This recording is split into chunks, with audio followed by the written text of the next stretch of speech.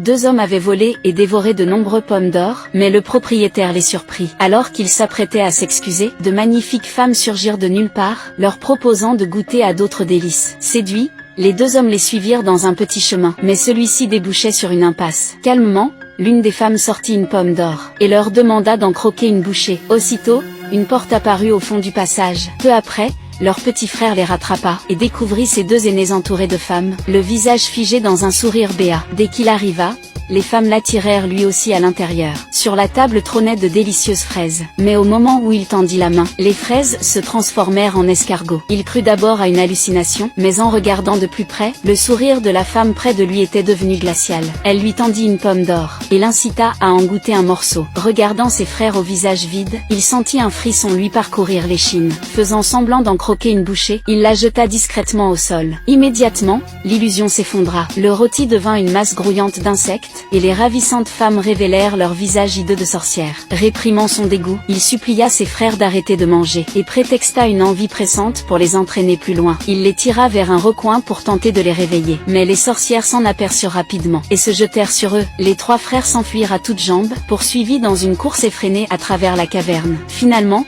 ils réussirent à sortir en trébuchant, haletants et couverts de sueur. En regardant derrière eux, ils comprirent qu'ils avaient failli rester prisonniers de ce cauchemar pour toujours.